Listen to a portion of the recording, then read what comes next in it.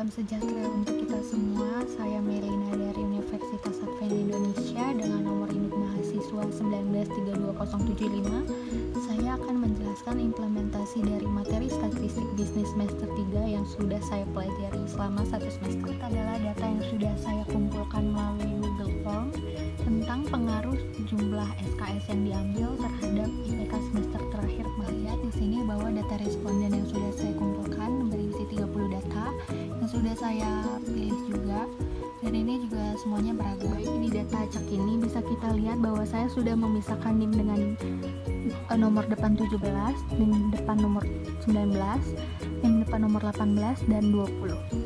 Di sini saya juga sudah menghitung rata-rata dari jumlah IPK terakhir NIM 17 yaitu 3,6, SKS NIM depan 17 yaitu 19,2.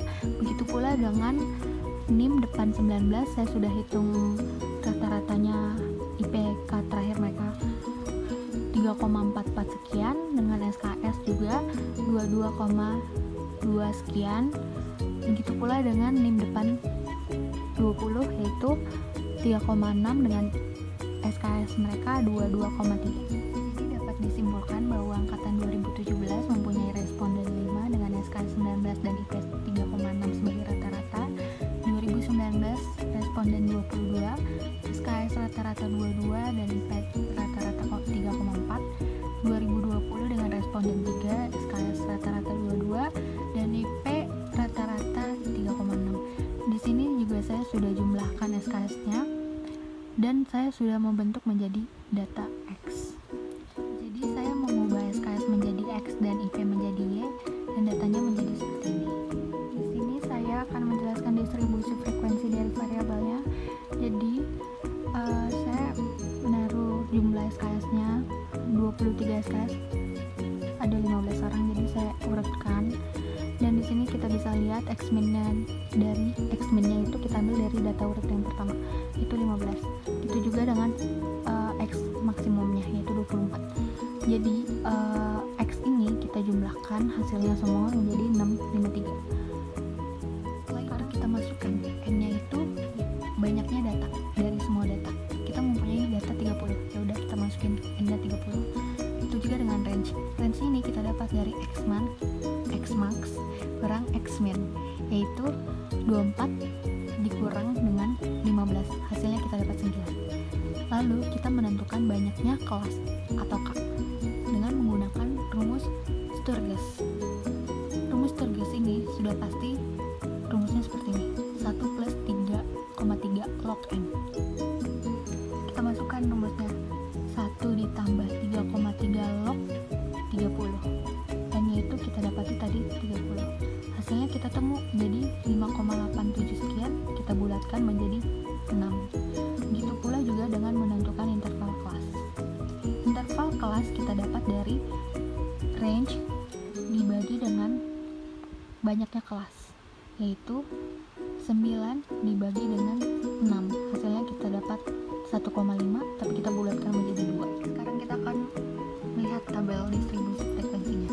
Pertama kita ada tabel kelas. Tabel kelas yang pertama ini kita dapat dari data urut yang pertama atau X-min-nya. Kita masukkan. Yang kedua ini kita dapat dari mana? Kita dapat dari kelas yang pertama ditambah dengan interval kelas. Jadinya 17. Begitu pula dengan bawahnya. Semua.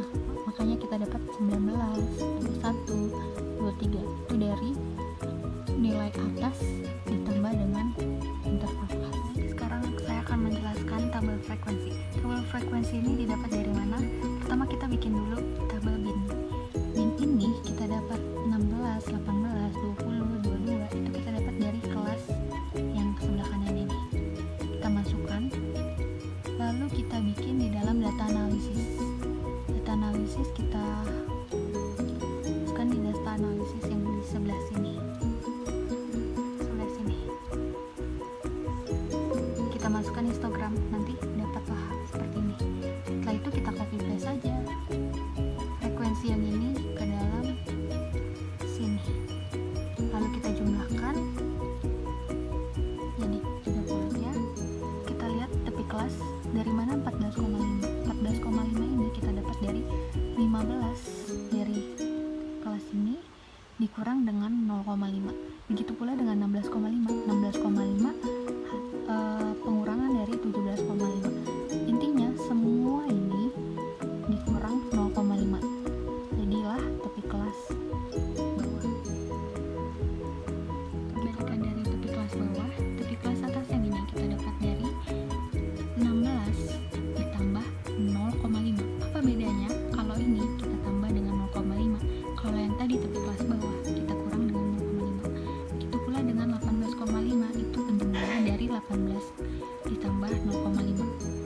sama seperti